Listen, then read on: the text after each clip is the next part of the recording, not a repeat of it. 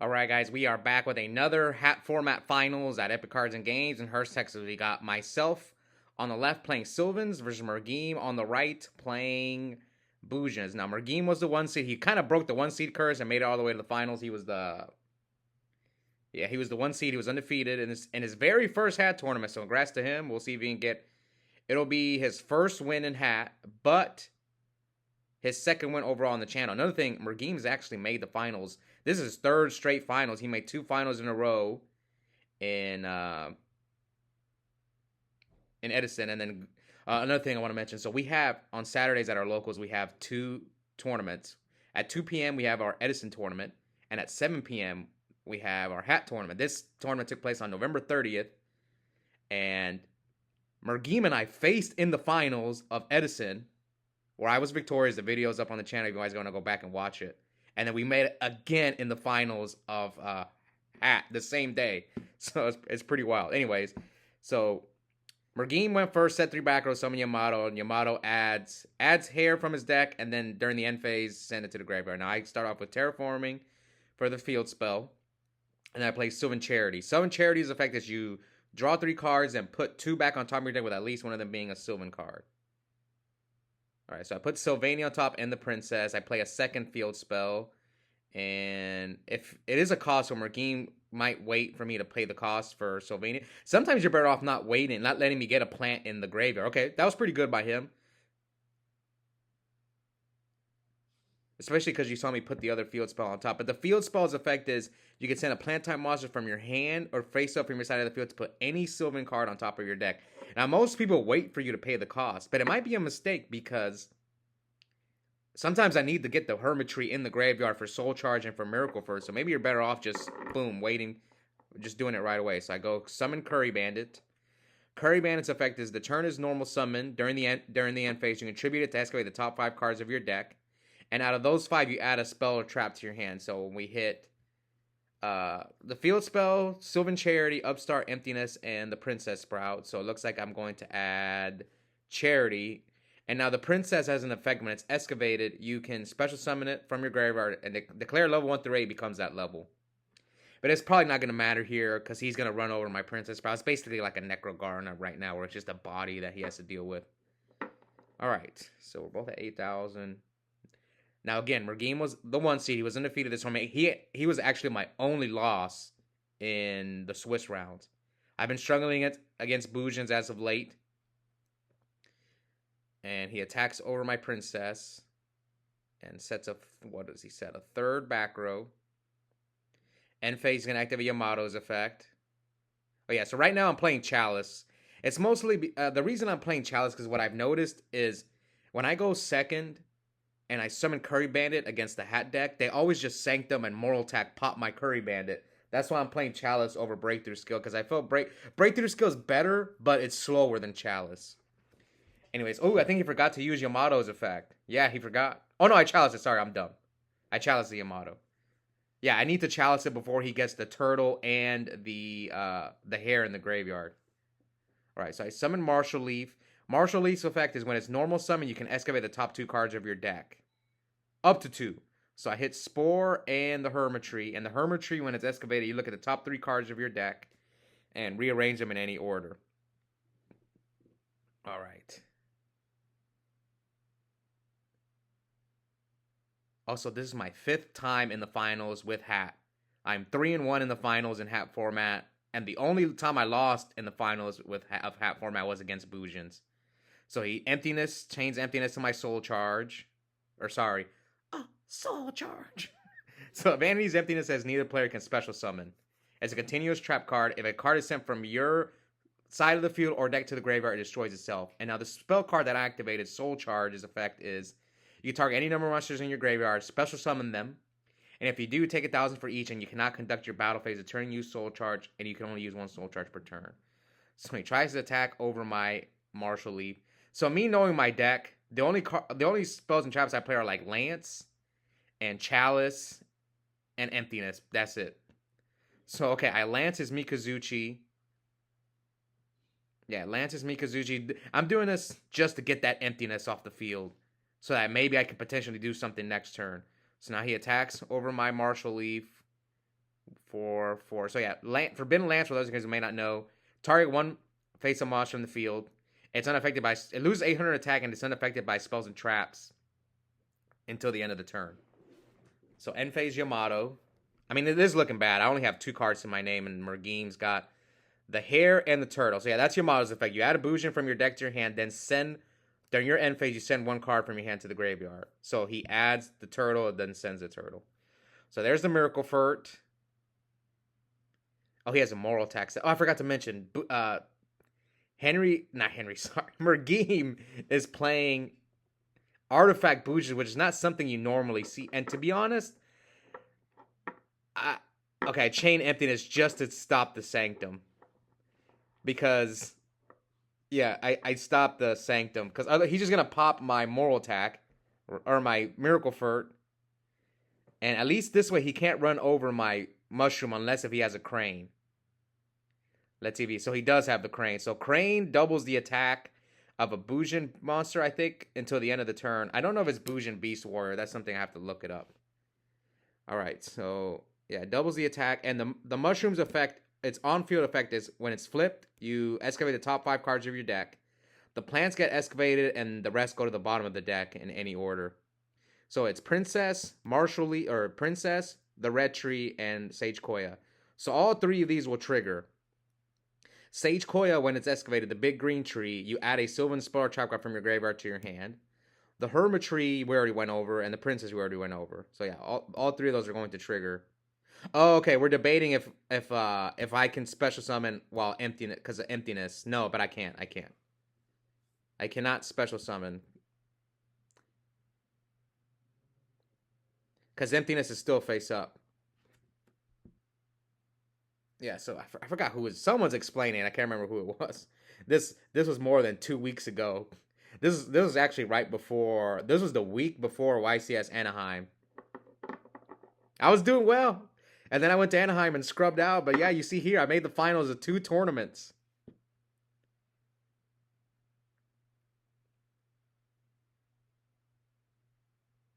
And then we had, all right. So I'm looking at the top 3 cards in my deck for Hermitry's effect. Also, no, I actually made 3 finals in a row right before Anaheim. Now that I'm looking back. Yeah, because I made the finals of the other Edison tournament during the weekday against Ryan and I don't know. Then I went to Anaheim and just scrubbed out. Sometimes that happens. All right, so he's at 77. He special summons, which one is this one? Harume. And now he's going to XYZ summon into Susanoo. That one's effect is you can detach a material to either A, add a Bujin monster from your deck to your hand, or send a Bujin monster from your deck to the graveyard. So let's see, he's going to add Yamato, summon Yamato.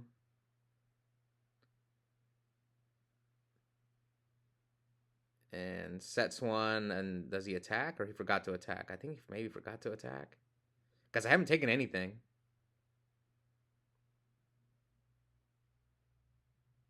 I think this deck is really good if he doesn't draw his artifacts.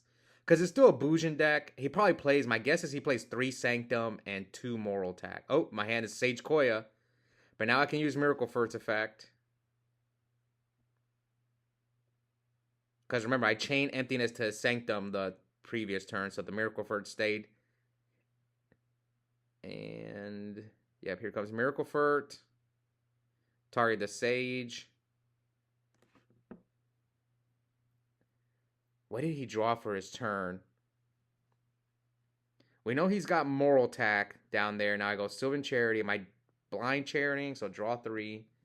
So I'm doing this before I use Sage Koya's effect. Sage Koya's on-field effect is you can excavate the top card of your deck. If it's a plant, it gets excavated. If it's not, it just goes to the bottom. So I'm putting the Sage Koya.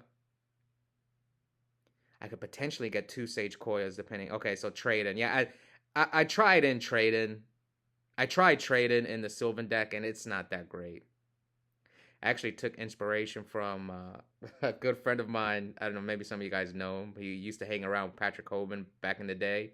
Desmond Johnson. I was watching his deck profile from like 10 years ago, and he was running trade in his Sylvan deck, so I decided to try it. And yeah, I don't like it. It's just dead most of the time. But when it goes off, it's great. Like whenever I discard a Hermitry, it's amazing. But just most of the time, it's dead, as you saw right there. So my terraforming for the field spell, special summon Spore by banishing the princess. So it's a level 9. And I'm just conceding. Yeah, I can't do anything. So because next turn he's gonna activate Susanoo's effect. So Mergim takes game 1. Again, this is Mergim's 3rd straight finals, but he got 2nd the previous 2 times in Edison. And then here he is, first hat tournament, all the way to the finals. So he can get his first win. And he already broke the curse, the 1 seed curse. I said it doesn't happen all the time. I said it's like 80% of the time. The 1 seed loses in the first round of Top Cut. I know because it's happened to me so many times. And I've knocked out the 1 seed myself a few times as well. I think I've won more tournaments as the 8 seed than I have as the 1 seed. I know one of the tournaments I won with Sylvans was I was the 8 seed and I snuck in and I knocked out Ycs Champion Cam the Man Neil after he went undefeated. All right, so looks like I went first, Terraforming, and then Charity. Chain MST to his Tenki. Yeah, Tenki is basically a Rhoda for Beast Warriors, except it's a continuous spell and it stays face up on the field. And then here, Mergim summons Mikazuchi and attacks for 19. So yeah, I'm MSTing his Tenki because I know Bujins. I need to stop it from getting to Yamato.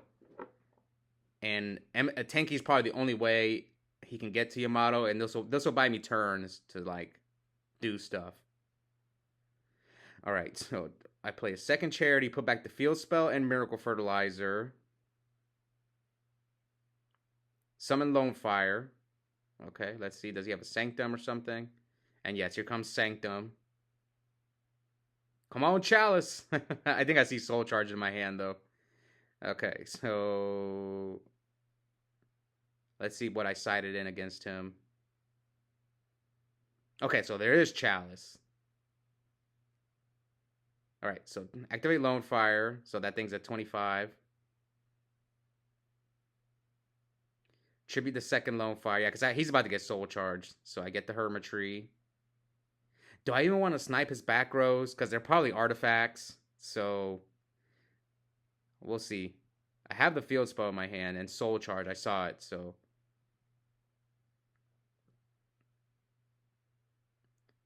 Man, I'm rolling up my sleeve. Yeah, I got Soul Charge and a few other cards. I think the field spell. Yeah, but I want to see if I hit a plant, but I didn't hit a plant because. Or did I know what's in? No, because I Lone Fire, so I don't know the cards that are on top of my deck. So I was trying to hit a plant just in case I hit a plant and it's another monster for Soul Charge. But here comes Soul Charge. So we're going to pay 2,000, target both the Lone Fires. Unless the Mergim has a response. Does he have like a DD Crow, a Maxi, Warning? Oh, he warnings it. I think I had 2 Soul Charges. Soul Charge. That's so unfortunate. You think you're in a good spot, you warning Soul Charge, and then he activates the second one. Now, yes, if you negate the activation of Soul Charge, you can play another one, for those of you guys who may not know. Yeah, Solemn Warning negates the activation of it, like anything, basically, that summons a monster, so. Okay, here I'm going to get the Princess. So now I'm going to draw a card with Hermitry's effect. So Hermitry, the big red tree's effect is once per turn you can excavate. It's not a hard once per turn, but you can excavate the top card of your deck. If it's a plant type monster, draw 1 card. So I use the Princess's effect. The Princess on-field effects, you can tribute itself to excavate the top card of your deck. Then you can place 1 Sprout monster on top of your deck. So this is like the combo. You go Princess, put it on top, Hermitry, excavate, and you make a rank 8. And you draw a card. Okay, so I'm trying to lock his draw. I know his hand is bad, so I'm going to go. I can't attack anyway because of Soul Charge. So I'll say his effect is you can declare the top card, or you can call the top card of your deck. If you call it right, you add it to your hand. If you call it wrong, you just excavate the card. So I called it wrong. I put the Mikazuchi on top of his deck. Why not the Moral Attack? I don't get it. Why didn't I do the Moral Attack? Huh. I guess. Oh no, I didn't do the moral attack because moral attack does nothing in Mergim's deck. Versus if I leave the Mikazuchi up, he could have another monster and make a rank 4. Okay, that's why I did it. But yeah, All Save's effect I think is when a card is sent to the when a card is sent to the graveyard, you detach material to target a card your opponent controls and either A, put it on top or the bottom of the deck. So yeah, that makes sense. That's why I put the Mikazuchi, because like I don't want you to make a rank 4. Versus like again, this is not an artifact deck. This is a Bujin deck, so moral attack is not a threat at all. Only way it's a threat is if he gets 2 moral attacks up. So here I'm thinking, do I even want to pop that back row? It was free, so yeah, this sucks. I probably shouldn't even have popped it.